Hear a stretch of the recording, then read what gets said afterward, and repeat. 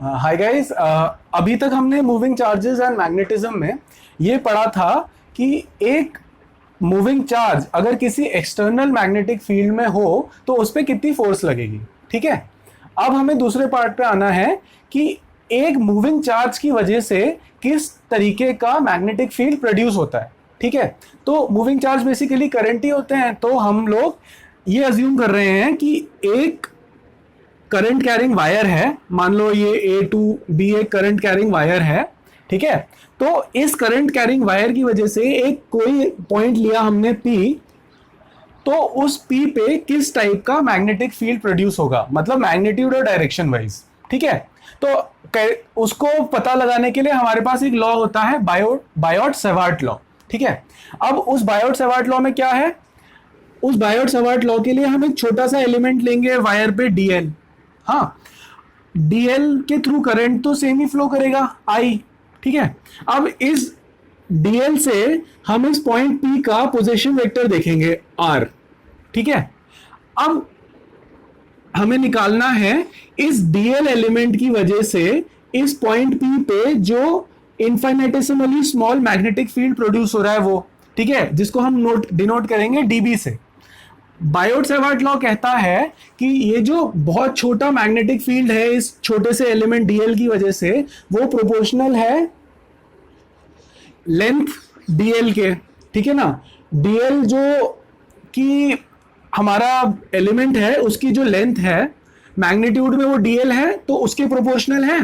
ठीक है, डीबी जो है वो जो करंट फ्लो कर रहा है इस डीएल एलिमेंट के थ्रू उसके प्रोपोर्शनल है, और डीबी जो है वो प्रोपोर्शनल है 1/r² के। आर स्क्वायर क्या है, magnitude of the position vector. ये याद रखना, डीएल भी मैग्नीट्यूड है, आई भी मैग्नीट्यूड है और आर स्क्वायर भी मैग्नीट्यूड है। ठीक है, और डायरेक्शन ऑफ डीबी क्या होगा, डायरेक्शन होगा डीबी का perpendicular to DL vector and R vector. अब दोस्तों डीएल का हमें मैग्नीट्यूड तो पता है, लेकिन इसका डायरेक्शन क्या होगा, इसका डायरेक्शन होगा direction of the current basically. ठीक है, तो डीएल वेक्टर और आर वेक्टर के परपेंडिकुलर है। ठीक है, तो बेसिकली ये सारी कांस्टेंट प्रोपोर्शनैलिटीज हटा के हम इक्वेशन लिख सकते हैं, एक कांस्टेंट ऑफ प्रोपोर्शनैलिटी हमें ऐड करना पड़ेगा।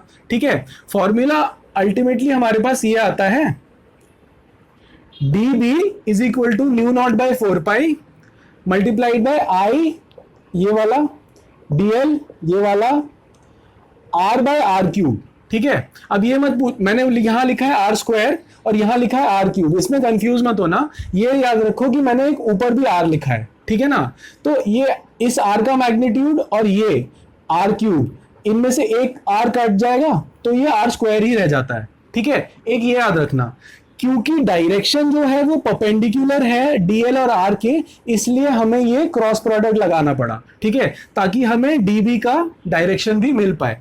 तो basically DB is equal to, ये वेक्टर फॉर्म में लिख दिया है हमने, DB is equal to mu naught by 4 I DL cross product DL vector cross product of R vector divided by R cube. ठीक है, अब अगर हमें पूरे वायर के लिए निकालना है क्या करेंगे, बस डीबी है क्योंकि इसको इंटीग्रेट कर देंगे, mu naught by 4 integral of I DL vector cross R vector divided by R cube vector. ठीक है, ये आपका बायोट सेवार्ट लॉ है। इसकी बहुत सारी एप्लीकेशंस अभी हमें पढ़नी है, तो उससे आपको और समझ में आएगा। ठीक है, अब छोटा सा डिस्कशन कर लेते हैं इस कांस्टेंट ऑफ प्रोपोर्शनैलिटी के बारे में। सिंपल से फैक्ट्स हैं, मैं आपको बता देता हूं। न्यू नॉट को कहते हैं परमेएबिलिटी ऑफ फ्री स्पेस। ठीक है, फ्री स्पेस मतलब बेसिकली वैक्यूम। तो न्यू नॉट बाई 4 जो होता है constant of proportionality Biot Savart law में, वो सिर्फ वैक्यूम के लिए वैलिड होती है। अगर वैक्यूम ना हो रीजन में, कोई और रीजन में मीडियम हो, तो न्यू नॉट बाई 4 के साथ एक और कांस्टेंट ऐड हो जाएगा। ठीक है, न्यू नॉट बाई 4 की वैल्यू होती है 10⁻⁻7 टेस्ला मीटर पर एम्पेयर। आप ये जरूर देख लेना कि यूनिट्स कैसे डिराइव करनी है, वो मैं आप पे छोड़ रहा हूं। ठीक है, और एक और डिस्कशन करना है हमें बायोट सेवार्ट लॉ और कुलम्ब्स लॉ पे। इनमें सिमिलैरिटीज भी हैं और डिफरेंसेस भी हैं। देखो सिमिलैरिटीज ये हैं कि बहुत लॉन्ग रेंज है। ठीक है, लॉन्ग रेंज मतलब ये आर पे डिपेंडेंस है इनका, आर स्क्वायर डिपेंडेंस है, R basically R square dependence है। तो ये जैसे जैसे डिस्टेंस दूर होता जाएगा, ऑल्दो इनका मैग्नीट्यूड आर स्क्वायर से डिक्रीज करेगा, लेकिन ये वैलिड रहेंगी इवन टिल इंफिनिटी। ठीक है, तो बोथ आर लॉन्ग रेंज। ठीक है, बोथ फॉलो सुपरपोजिशन। अब सुपरपोजिशन का मतलब ये होता है कि अगर दो अलग अलग सोर्सेज है, मतलब यहाँ पे प्लस क्यू चार्ज था, यहाँ पे माइनस क्यू चार्ज था, तो इस पॉइंट पे कोई इलेक्ट्रिक फील्ड होना है तो इन दोनों के इलेक्ट्रिक फील्ड का वेक्टर सम हो जाएगा। वैसे ही बायोट-सावर्ट लॉ में भी अगर दो करंट कैरिंग कंडक्टर्स हैं और बीच में किसी पॉइंट पे हमें निकालना है, तो दोनों की वजह से, इन दोनों करंट कैरिंग कंडक्टर्स की वजह से जो मैग्नेटिक फील्ड होगा वो वेक्टर सम हो जाएगा। ठीक है, तो बोथ फॉलो सुपरपोजिशन। ठीक है, बी ड्यू टू वेक्टर। हाँ, तो मैग्नेटिक फील्ड जो है वो, जैसे कि मैंने आपको बायोट-सावर्ट लॉ में बताया, वो आई डीएल एलिमेंट की वजह से होता है, current flowing through a small DL element. ठीक है ना, तो ये आई डीएल को एक वेक्टर कंसीडर किया जाता है, तो मैग्नेटिक फील्ड क्रिएट हो रहा है एक वेक्टर सोर्स की वजह से। ठीक है, ये एक डिफरेंस है। इलेक्ट्रिक फील्ड जो क्रिएट होता है वो एक स्केलर सोर्स की वजह से होता है, यानी कि चार्ज है ना, चार्ज का तो कोई डायरेक्शन नहीं होता, तो चार्ज जो है वो स्केलर है। ठीक है, वैसे ही जो मैग्नेटिक फील्ड है वो परपेंडिकुलर होता है अपने वेक्टर सोर्स के, मतलब आई डीएल एलिमेंट के परपेंडिकुलर होता है। बताया था ना मैंने आपको, आई डीएल क्रॉस आर। अब क्रॉस प्रोडक्ट है तो ये परपेंडिकुलर होगा आई डीएल के।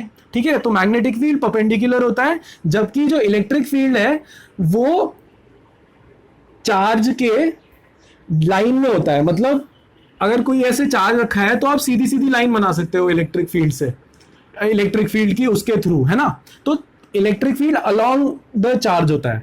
ठीक है, वैसे ही जो मैग्नेटिक फील्ड है वो जीरो हो जाता है अलोंग डीएल।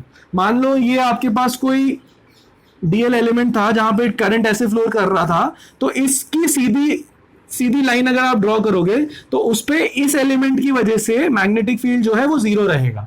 ठीक है, ये छोटी छोटी सी बातें हैं, बताने की जरूरत भी नहीं थी, आप ये फॉर्मूले से ही निकाल सकते हो कि अलोंग डीएल जो होगा आई डीएल क्रॉस आर में आई डीएल आर साइन थीटा लिखोगे, थीटा जो है अलोंग डीएल जीरो हो जाएगा, जीरो हो जाएगा तो साइन जीरो जीरो हो जाएगा, तो मैग्नेटिक फील्ड भी जीरो हो जाएगा। ठीक है, ये छोटी छोटी बातें थी। दोस्तों एक और इंटरेस्टिंग रिलेशनशिप है हमारे पास म्यू नॉट और ई नॉट के बीच में। म्यू नॉट है permeability of free space, E not है परमिटिविटी ऑफ फ्री स्पेस। ये होते हैं, इन दोनों को आप मल्टीप्लाई करके देखोगे तो 1/c² आता है। c क्या है? Speed of light. ठीक है, ये एक इंटरेस्टिंग रिलेशनशिप है जो आप याद रख सकते हो। कभी आपको जेई मेंस या एडवांस में अगर कोई क्वेश्चन पूछा जाए तो ऐसे भी आप निकाल सकते हो, ये हमेशा याद रखना। ठीक है।